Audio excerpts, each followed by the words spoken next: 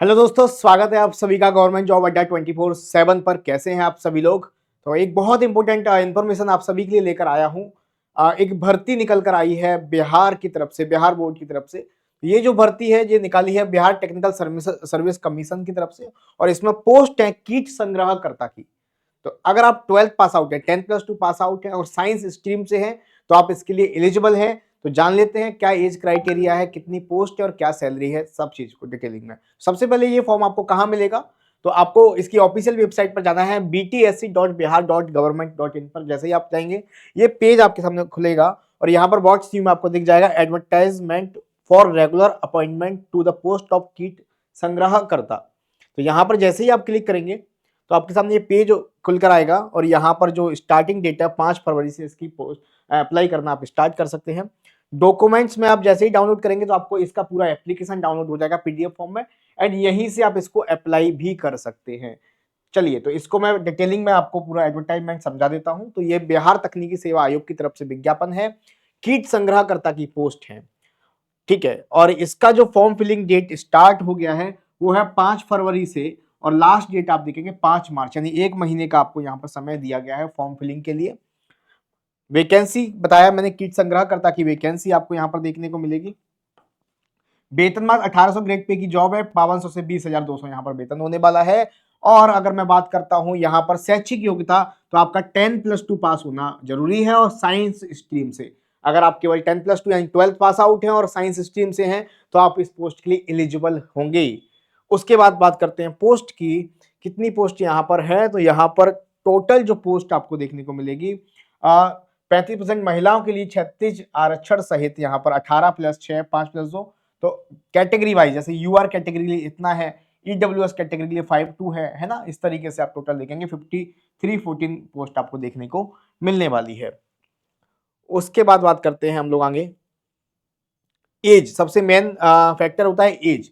तो एज की बात करूं तो मिनिमम एज यहाँ पर 18 साल है, और जो एज काउंट होगी 1 अगस्त 2024 तक, यानी कि 1 अगस्त 2024 तक आप 18 साल के पूरे हो जाने चाहिए।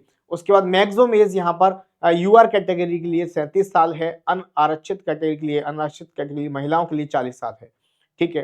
पिछड़ा वर्ग, अत्यंत पिछड़ा वर्ग, पुरुष महिला सभी के लिए ये मैक्सिमम एज जो होगी 40 साल होगी, है ना। तो मिनिमम एज ध्यान रखना 18 साल आप पूरे हो जाने चाहिए 1 अगस्त 2024 तक, तब आप इस फॉर्म को फिल कर पाएंगे। आगे बढ़ते हैं, आगे की बात करते हैं। और भी डेटा दिया है, अनुसूचित जाति अनुसूचित जनजाति पुरुष महिला के लिए 42 साल की एज यहाँ पर दी गई है। और आपको 10th की मार्कशीट, 12th की मार्कशीट आपको यहाँ पर आपकी एज फैक्टर माना जाएगा, एज चेक करने के लिए माना जाएगा, तो वो आपके पास होना चाहिए।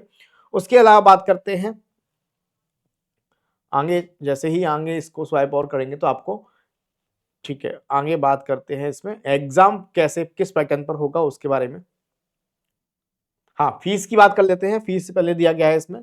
तो फीस की बात करें, आपका जनरल कैटेगरी, सामान्य वर्ग, पिछड़ा वर्ग, अत्यंत पिछड़ा वर्ग, आर्थिक रूप से कमजोर वर्ग के लिए 600 रुपए आपको फॉर्म के देने पड़ेंगे।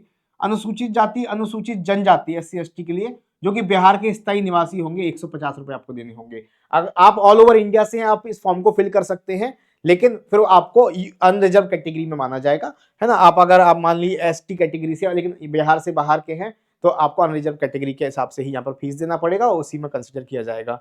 आरक्षित आरक्षित वर्ग की महिला उम्मीदवार जो कि बिहार की स्थायी निवासी हो, है ना, डोमाइसिल उनका बिहार हो, तो 150 रुपए फीस यहाँ पर देनी पड़ेगी।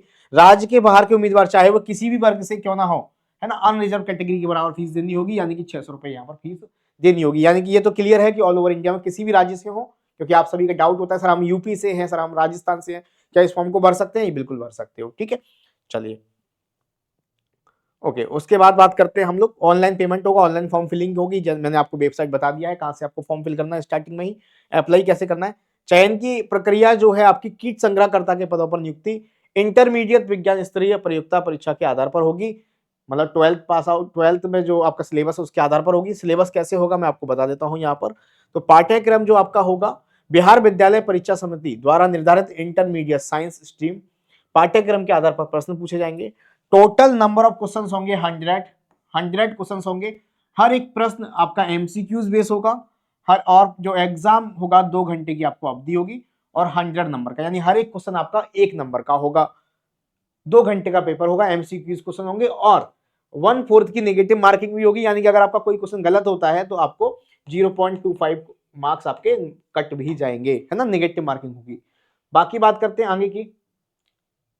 परीक्षा इंटरमीडिएट स्तर की होगी, जिसमें 50-50 क्वेश्चंस का पार्ट होगा, जैसे कि 50 क्वेश्चंस में तो आपका पूरा आएगा पीसीबी, पीसीएम, पीसीबी जो भी है, फिजिक्स, केमिस्ट्री, मैथ, ये पूरा आएगा साइंस, और बाकी के 50 क्वेश्चन फिक्स है, जिसमें बायो ही आएगा, मतलब 50 क्वेश्चन बायोलॉजी से आएंगे ही आएंगे आपके। और जो प्रश्न पत्र है बाइलैंग्वेज होगा, हिंदी इंग्लिश दोनों में होगा, तो कोई प्रॉब्लम नहीं आएगी।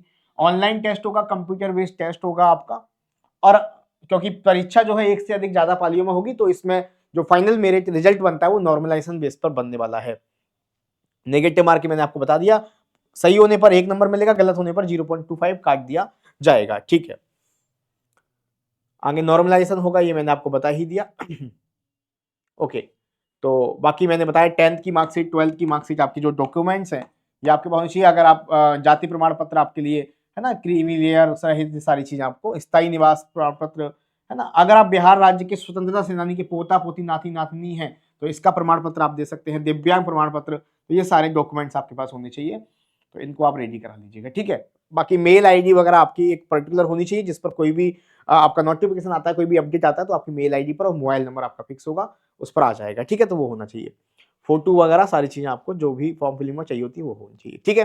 तो आई होप मैं सारी जानकारी दे पाया हूँ। कितने पोस्ट है, एज मिनिमम 18 साल है, 12th पास आउट होनी चाहिए, साइंस स्ट्रीम से होनी चाहिए, ठीक है, और मैक्सिमम एज आपकी कैटेगरी वाइज आपको बताई गई है, तो आप इस फॉर्म को भर सकते हैं। लास्ट डेट है 5 मार्च। अगर आप एलिजिबल हैं तो आपके लिए अच्छी पोस्ट है, सैलरी भी अच्छी है, ठीक ठाक, 12th पास आउट वालों बच्चों के लिए, और सिलेबस जो है आपका 12th लेवल का होगा।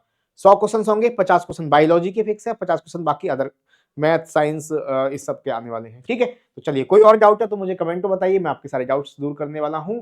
और ऐसे ही और अपडेट्स के लिए चैनल को सब्सक्राइब करके वीडियो को शेयर कर दीजिए। Thank you, bye bye, take care, thank you.